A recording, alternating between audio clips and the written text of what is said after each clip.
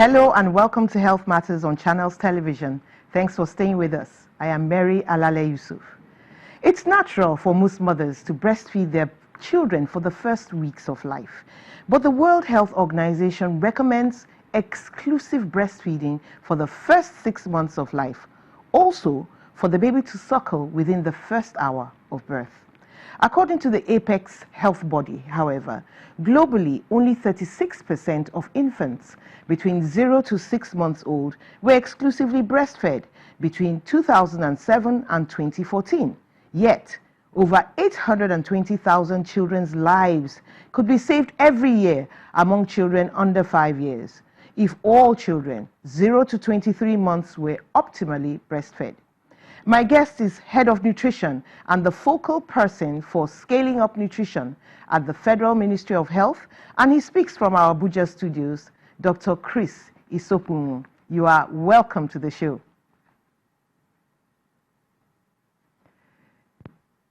If you can hear me, why do you insist on the first hour, feeding within the very first hour of birth?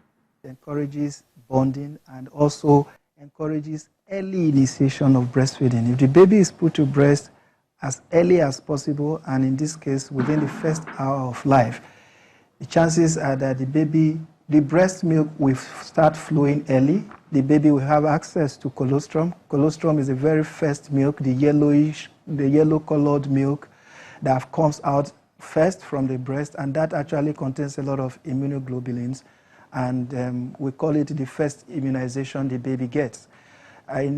Subsequently to it also ensures that the baby continues to breastfeed. Babies who are put to breast early enough are more likely to continue breastfeeding and breastfeed much longer. It also encourages exclusive breastfeeding if the baby is put to breast as early as possible. There are also evidence that shows that the babies who are put to breast, the chances of survival for babies who are put to breast within the first hour is about 33% higher than the babies who are put to breast after that first hour, and in fact after the first day.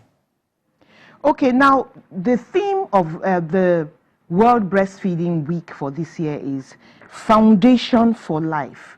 Now, what we know about foundations is that if it's all wrong, then the whole house has a problem.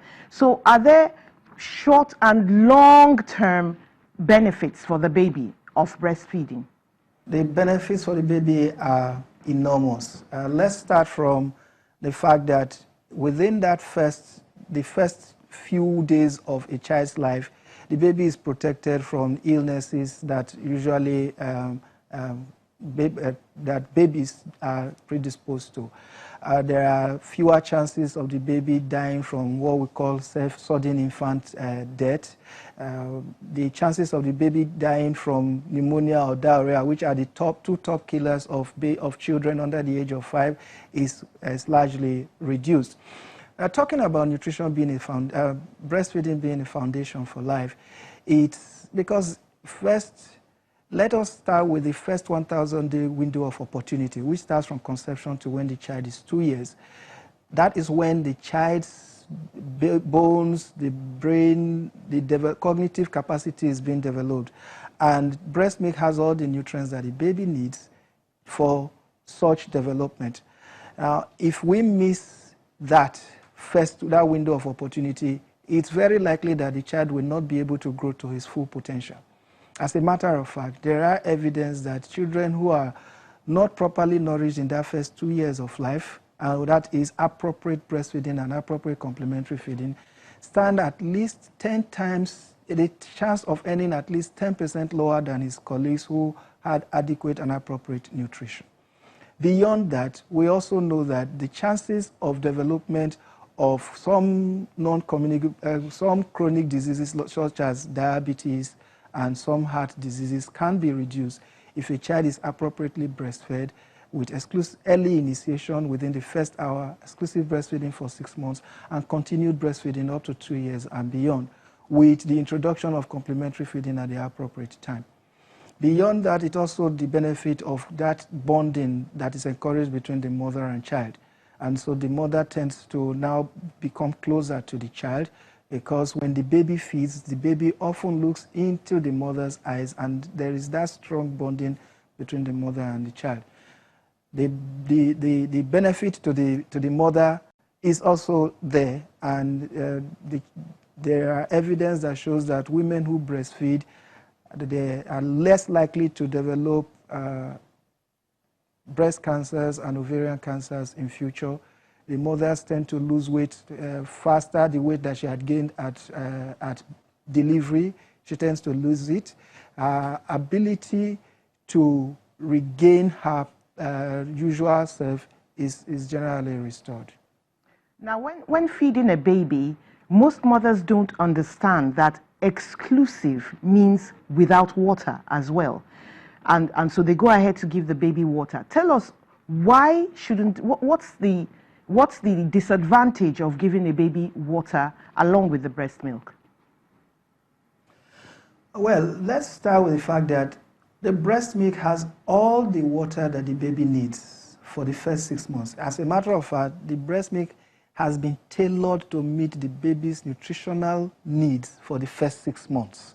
So he doesn't need water because breast milk is made up of water. Now, the disadvantages are numerous, but let me start with one, that when you give baby water, the baby's stomach is very small. At birth, the baby's stomach is less than the size of a walnut. And you imagine now putting water in that little stomach, then where is the room for the nutrients that are contained in the breast milk? The wrong conception mothers have is that people cannot survive without water, but the breast milk has been tailored to meet the child's need, including the water need, and so doesn't need to add water. In addition to that, if you give baby water, especially in a society like ours where adequate potable water is not readily available, there are chances of introducing infections and germs into the baby. And remember that at that first 6 months, the baby's immunity is not strengthened yet. But the breast milk already has the adequate immunity for the child because he inherits that immunity from the mother through the breast milk. So giving baby water exposes the child to infections such as pneumonia and diarrhea. It reduces the capacity of the baby, the capacity of the stomach to get the appropriate nutrient that the baby needs, so the child is exposed to malnutrition. And it's actually obvious because in the country today, malnutrition is higher at from between 6 months and 2 years. And that is because, again, in that first 6 months, babies get water, more water than they get breast milk. So the message is that the baby in the first 6 months of life does not need any other liquid or any other thing apart from breast milk exclusively. But can this immunity be introduced into baby formula? Because some mothers will argue with you that, you know, the formula has been made to suit the baby's needs. Much as people want to convince you, it is not true. And I can explain one fact. Breast milk is adapted to the baby according to his age. The composition of the breast milk at 1 month is not the same composition at 2, 3, 4 months and beyond. Is that so? So it is, as the child develops, his breast milk is adapted to meet his nutritional need. That is not true with formula. Apart from that, formula does not have that immunity that the mother will want to believe. The immunity that comes from her own breast milk is suited and appropriate for the baby. Oh, that's a new one, that it changes with time. Yes. Now, some people complain of postpartum illness. They say that, you know, they were sick, so they couldn't feed the baby. And then eventually, they couldn't feed the baby because the baby wouldn't take the milk. What do you have to say to such moms? Such issues often come up when the mother did not initiate breastfeeding early in the first 6 months, within the first 1 hour. Once the baby is put to breast as early as possible from birth, then even when she is unable to breastfeed, she should also be able to express milk, her breast milk, for the baby to take. The important thing is that the baby should have access to breast milk exclusively for that 6 months. And when she is now able to breastfeed, she can continue putting the baby to the breast. There are only very, very few mothers who cannot breastfeed. The fact is that breastfeeding, although a natural thing, is also a learned art. It's an art that needs to be learned. Mothers need to be counseled, need to be taught how to breastfeed the children. Okay, it's this learned act. It's this learned act that I want to go to right now. Because some people say that, they have so much difficulty with feeding their baby. They get backache, the baby gets testy, and so they just abandon it altogether. What are the problems involved in breastfeeding that discourage moms and babies? Generally, positioning is very important. The mother has to be comfortable. She has to make herself comfortable whenever she wants to breastfeed the child. And then again, attachment, the attachment of the child, positioning of the child and attachment of the child to the breast is equally important. The child's mouth should be, the areola should be inside the baby's mouth. Most times, what mothers do is to put the nipple in the baby's mouth, and the baby starts sucking the nipple rather than suckling from the breast. But when the breast is in the baby's mouth up to the black point, the part that we call areola, what the baby will be doing is not necessarily sucking, but will be pumping breast milk from the breast into his mouth. So the baby doesn't get tired easily because he's not using the force to really to suck the breast. And more milk comes out, the baby gets filled earlier than it would be if he was sucking from the nipple. Most mothers will complain that as much as I feed my child, the child never gets satisfied. The breast milk does not satisfy the child. That is largely because the baby has not been properly put to breast. That is why I said it's a learned art. My advice would be that mothers who are finding it difficult to breastfeed their children should see a health care worker who would counsel her on how to appropriately do so. Are there medical reasons, though, why a woman wouldn't or shouldn't breastfeed her baby? There are a few of such, and the doctors would advise our clients accordingly. But let me say that HIV is not a contraindication for breastfeeding.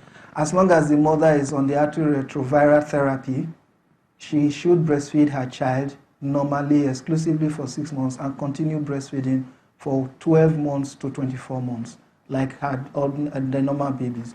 But there are some circumstances where the mother is unable to breastfeed, as for example, if she has abscess in her breast, and because abscess will contain some bacteria that she doesn't want the baby to get. It's also the fact that if her nipples have blisters, she would be very uncomfortable to breastfeed such baby.